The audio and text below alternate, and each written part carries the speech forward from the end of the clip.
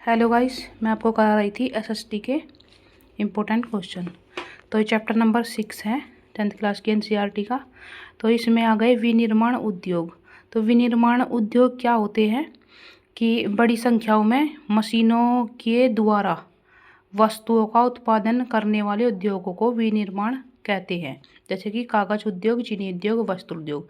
तो विनिर्माण, निर्माण क्या है? उनको बनाना, विनिर्माण। जैसे कि कागज, कागज किससे बनता है? ये बनता है लकड़ियों से बनता है, पेड़ों को काट कर लकड़ियों से।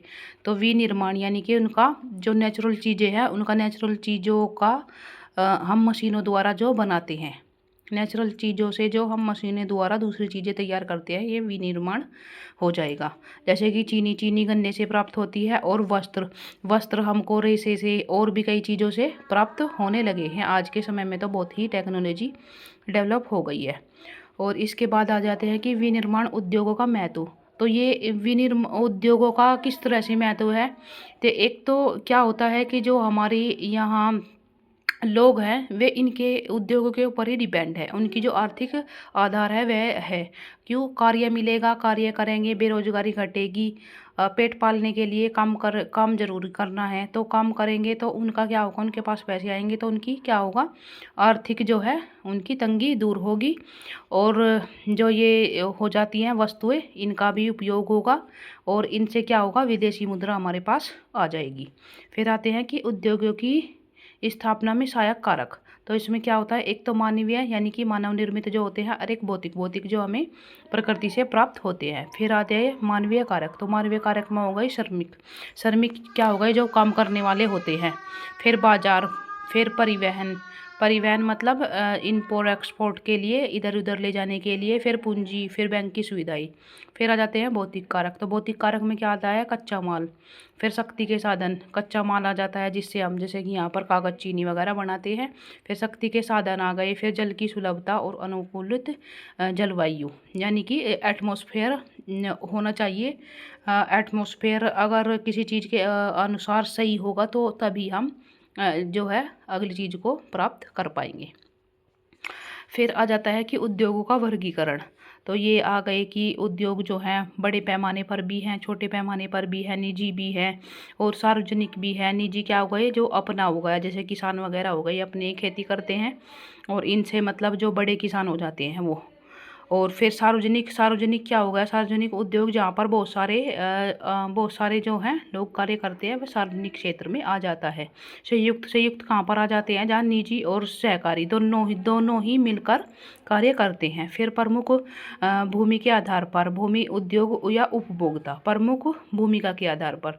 फिर कच्चे माल के स्रोत, मतलब अगर कच्चे माल हमें प्राप्त ही नहीं होगा तो हम आगे उसको कैसे जो है अच्छे बना पाएंगे। जैसे कि गन्ना हो गया, जैसे कि चीनी हो गया, तो अगर हमें गन्ना प्राप्त नहीं होगा तो हम चीनी कैसे बना पाएंगे।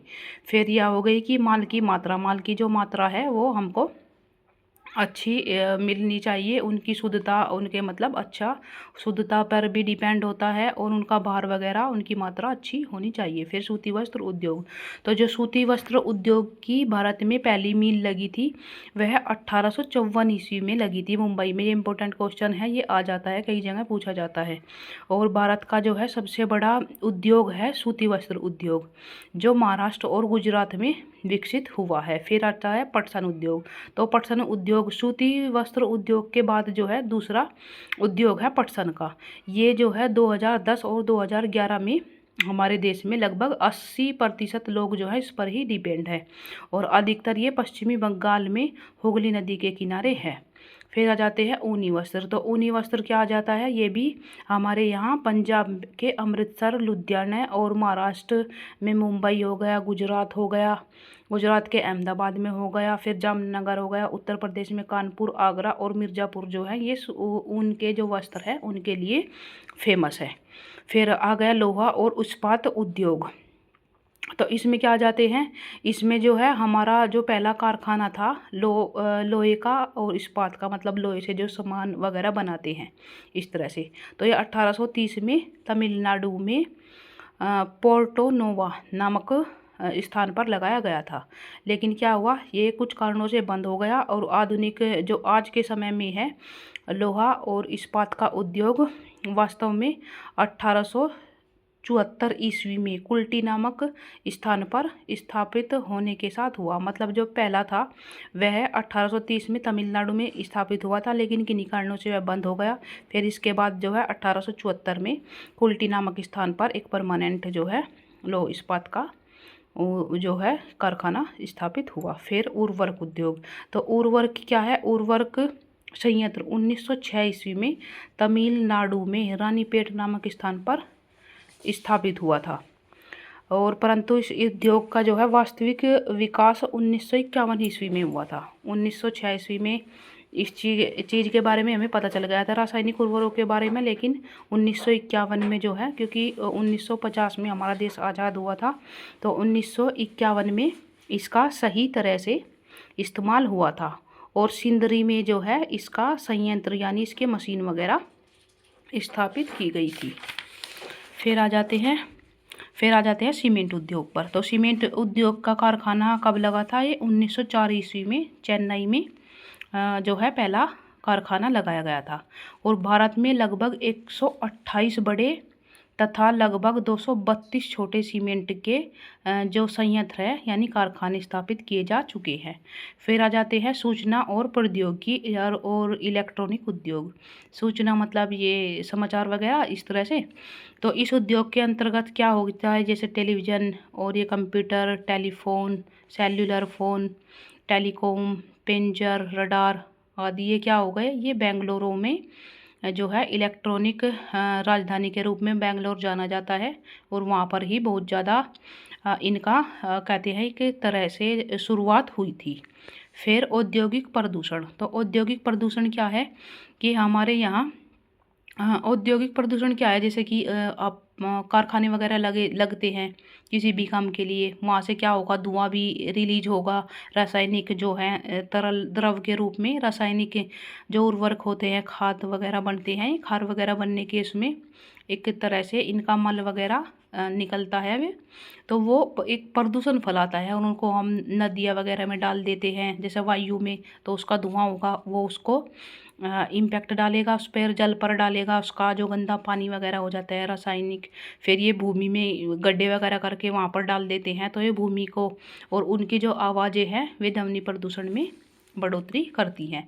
फिर आ जाते हैं तापीय प्रदूषण। तो ये जो कारखाने होते हैं और ये ताप घर होते हैं, तो गर्म जल को बिना ठंडा किए ही नदियों तथा तालाबों में छोड़ दिया जाता है, तो ये तापीय प्रदूषण होता है। क्या होता है कि गर्म जल को यानी कि ये जो रसायन के रूप में गर्म निकलते हैं, गैस वगैरह, गर्म पानी निकलता है, कोई भी चीज़ हम मशीन वगैरह चलाते हैं तो इसमें से ये तरल के लिक्विड के रूप में होते हैं रासायनिक वगैरह। तो इसमें क्या होता है, इनको पानी वगैरह में डाल देते हैं, तो इससे भी प्रदूषण हमारा होता है। फिर पर्यावरण के रोकथाम, तो ये तो आपको पता ही है। तो मोस्टली जो है 2-4 पॉइंट हैं इसमें, जैसे कि सीमेंट कारखाना 1904 में लगा था, और ये कुछ और यहाँ पर इम्पोर्टेंट पॉइंट है। सो गाइस, अगर आपको मेरा वीडियो बनाने का तरीका अच्छा लगता है तो आप कमेंट करके ज़रूर बताया करो, और चैनल को सब्सक्राइब कर लो आप। ऐसे ही मतलब इम्पोर्टेंट कंटेंट मैं आपके लिए लाती रहूँगी। Thank you guys.